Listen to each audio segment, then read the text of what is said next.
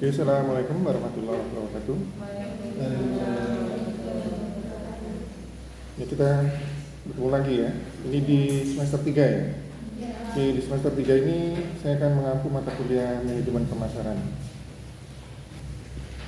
Untuk pertemuan gimana? Sehat semua? Alhamdulillah. Nilainya bagus-bagus semester lalu.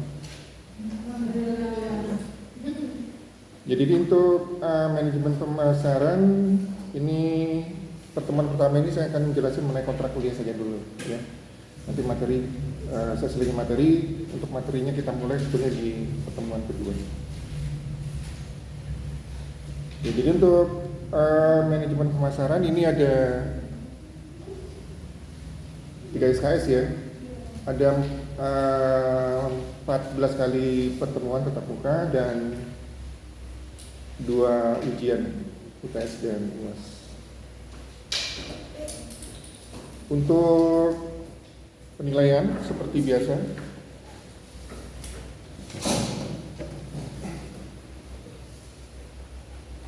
dari tugas ya, ini untuk penilaian UTS dan UAS. Tugas 15%, UTS 30% dan UAS 55%. Jadi lihat proporsinya, ini paling besar UAS, jadi jangan sampai UAS tidak ikut. Misalkan nanti di UAS ini nilainya besar. Jadi untuk presensi sebenarnya tidak masuk di sini. Presensi atau absensi yang menentukan boleh tidaknya kalian ikut ujian minimal 75%. Sekarang hybrid, jadi bisa online maupun offline. Untuk yang di e-learning, yang penting di download itu materi itu sudah dianggap kalian hadir kalian. Oke, kita masuk ke materinya, materi per TM.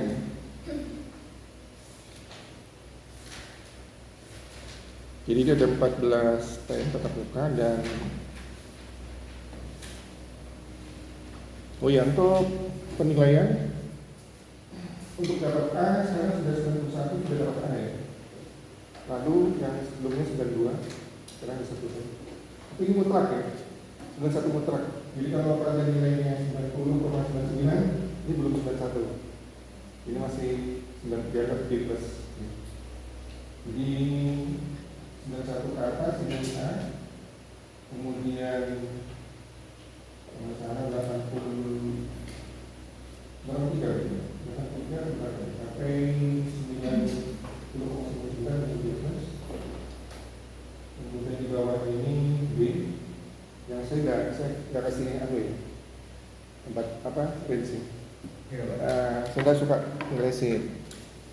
Jadi usahakan nilai prodi kalian dapat B, walaupun saya lulus. Untuk nilai mata kuliah universitas minimal B. Kalau kalian dapat C, dianggap tidak lulus. Jadi diperhatikan mulai sekarang, kalau mata kuliah universitasnya C, terus diulang lagi. Untuk nilai prodi, mata kuliah prodi, C sudah lulus. Tapi saya jarang memberi nilai C kalau tidak terpaksa ya. Yang penting ada absensi, ikut UTS UAS, jawabannya 1 lembar full gitu, kita benar kita salah. Yang penting kalian menjawab dulu ya. Itu sudah bagus. Lembaran jawaban juga jangan kosong ya. Tugas-tugas juga diperhatikan.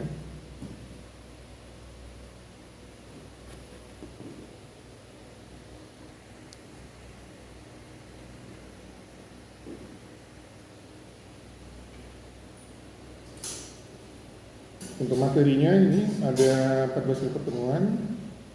Yang pertama saya akan menjelaskan mengenai konsep pemasaran. Pertemuan 1-2 konsep pemasaran. Kemudian di pertemuan 3 saya akan menjelaskan mengenai konsep produk, ya, konsep pemasaran produk. Jadi produk ini dalam pemasaran barang itu ada 2, produk dan jasa. Kita menjual produk dan jasa. Kalau produk seperti barang ini, ya. Jasa artinya tidak terlihat, ya, tidak nampak. Ya. Kemudian pertemuan keempat saya akan menjelaskan mengenai pemasaran jasa. Kemudian kelima saya akan menjelaskan mengenai periklanan, promosi penjualan dan hubungan masyarakat. Kemudian di pertemuan ke-6 saya akan menjelaskan mengenai konsep harga dan strategi harga. Kemudian di pertemuan 7 kita akan mendiskusikan atau membicarakan mengenai saluran pemasaran dan rantai pasok.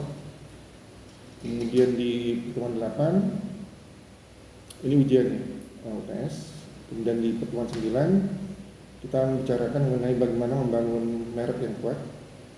Kemudian pertemuan 10 kita membicarakan mengenai positioning, jadi menempatkan produk di benak konsumen.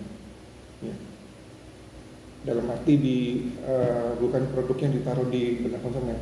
Bagaimana kita menempatkan produk kita. Kita di sini sudah promosi ya, jadi kita bagaimana kita memperoleh produk kita, kelebihan produk kita, perbedaan produk kita dengan produk lain apa.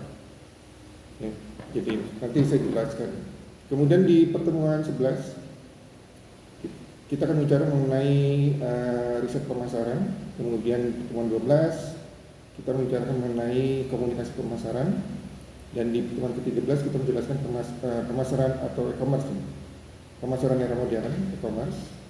Nanti ini ada mata kuliah sendiri di semester 5 mungkin ya, ini yang biasanya membawakan Bu Budi. Kemudian di pertemuan 14 kita membahas mengenai pemasaran global. Ya, jadi kita membicarakan masalah pemasaran domestik dulu, baru pemasaran secara global. Kemudian di pertemuan 15 ini kita coba membuat planning marketing. Dan pertemuan 16 ini kalian UAS ujian akhir.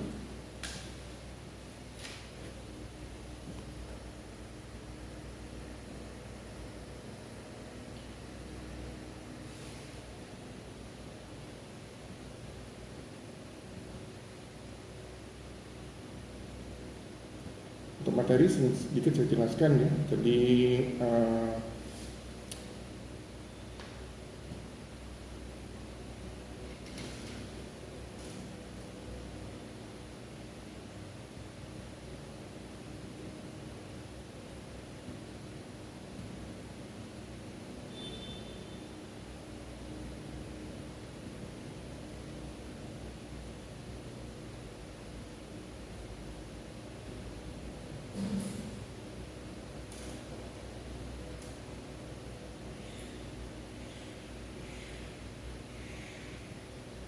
setelahnya ada mata kuliah lagi, perkuliahan setelahnya. Setelah ini perkuliahan kosong. Seharusnya ada. Seharusnya Pak Hartono. Terus? Beliaunya Nggak bisa. Kenapa nggak bisa? Awalnya nggak tahu Pak kalau ada jam kedua. Kan jam 2 masih bisa berangkat nanti. Iya. Udah pulang katanya diganti hari lain aja. Rumahnya jauh nggak? Dekat sini kan, orang Mojokerto dekat.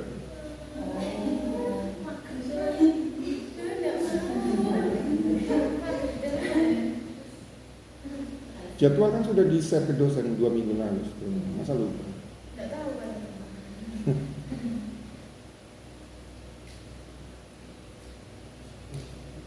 Jadi di semester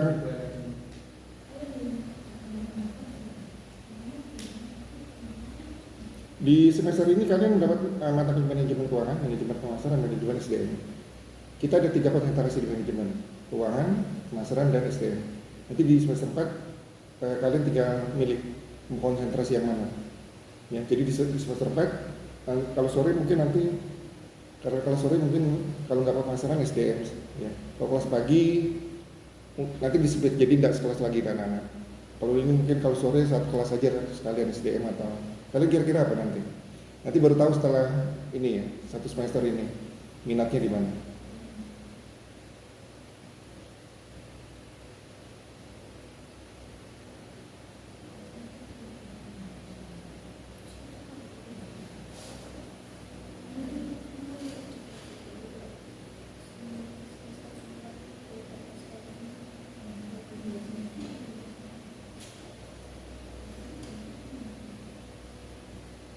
Saya memberi gambaran saja dulu untuk materinya sebentar.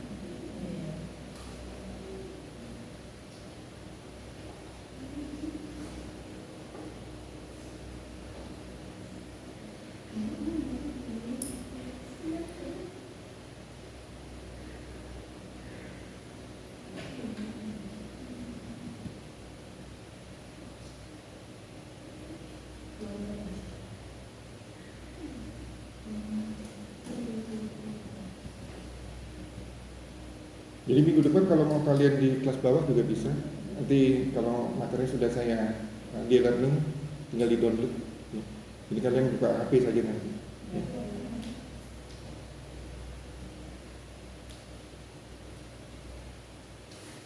Jadi materi pokok kita di satu semester ini ya, konsep pemasaran dan analisis pemasaran. Nah, jadi di yang atas ini adalah konsep pemasaran, yang bawah adalah analisis pemasaran. Ini ada hubungannya antara konsep dengan analisis. Saat kita jadi dalam pemasaran ini bermula dari adanya kebutuhan dan keinginan. Jadi setiap manusia pasti ada kebutuhan dan keinginan. Kebutuhan itu sesuatu yang dirasa kurang sejak manusia lahir. Jadi kebutuhan itu sudah ada dari sebenarnya. Kebutuhan tidak dapat diciptakan. Ya. Dan nanti karena faktor lingkungan timbul keinginan. Jadi semua manusia kan butuh makan. Makan di Indonesia beras misalnya. Nah, mungkin ada yang kehidupan sosialnya tinggi, mungkin ada beras yang mahal dia pakai, ada yang menang ke bawah, menggunakan beras yang harga agak lebih murah. Kebutuhannya sebenarnya sama, makan. Tapi karena faktor lingkungan tadi, jadi faktor lingkungan bisa faktor sosial, faktor keluarga dan sebagainya dipengaruhi itu. Nah, ini akan timbul keinginan, jadi keinginan membeli beras yang mahal, membeli keinginan beras yang murah. Dari bayi kita butuh pakaian, ya makan minum, pakaian juga untuk menutupi pakaian. Nah kebutuhan kita karena faktor lingkungan di Eropa dan di Indonesia kan beda. Di Eropa dingin, di Indonesia tropis, ya. Jadi pakaian Indonesia mungkin sama-sama butuh, orang Eropa dengan Indonesia sama butuh pakaian. Jadi karena faktor lingkungan, keinginan orang Eropa butuh pakaian yang agak tebal. Di Indonesia mungkin cukup yang tidak terlalu tipis, tidak terlalu tebal. Nah itu. Jadi keinginan adalah kebutuhan yang karena dipengaruhi oleh faktor lingkungan. Ya. Nah di analisisnya kita dalam pemasaran kita lakukan analisis lingkungan untuk mengetahui kebutuhan dan keinginan tadi. Nah ini biasanya kalau yang di sini ada pengusaha tidak? Siapa yang pengusaha di sini? Ada yang punya usaha, ada punya usaha. Nah ini butuh ini konsep-konsep ini. Ya teman-teman kita di UMKM kadang tidak mengetahui konsep ini, jadi 3 bulan, 6 bulan, setahun, 2 tahun belum tikar. Ya. Jadi paling tidak harus mengetahui konsep pemasaran ini. Nah ini akan kita pelajari dalam semester ini. Ya. Kemudian ada permintaan. Permintaan adalah keinginan yang disebut daya beli. Kalau sudah punya daya beli, baru timbul keinginan, ingin membeli yang ini, ingin membeli yang itu dan sebagainya. Permintaan, order, ya, permintaan. Dan untuk mengetahui permintaan konsumen, kita harus melakukan analisis di perilaku konsumen. Nah, ini akan kalian dapatkan di semester 6, analisis pasar dan perilaku konsumen. Nah, ini kebutuhan, keinginan, dan permintaan ini akan dipenuhi dalam produk. Jadi produk itu sesuatu yang bisa memenuhi kebutuhan dan keinginan konsumen. Ya. Dan produknya harus diberi nilai. Kalau produk tidak ada nilai, tidak akan laku. Oleh karena itu yang kita jual ada produk yang diinginkan masyarakat, bukan produk yang bisa dibuat oleh produsen. Saya ini menjual barang, ketahui dulu konsumen ini butuh barang yang mana. Jangan saya bisa buat ini, saya jual, gambling, bisa laku bisa tidak. Yang paling tepat adalah kita mengetahui dulu kemungkinan konsumennya apa, barang apa yang dibutuhkan, baru kita buat, baru kita jual. Nanti di sini ada untuk mengetahui produk ini yang dibutuhkan konsumen, kita lakukan segmentasi. Jadi segmentasi ini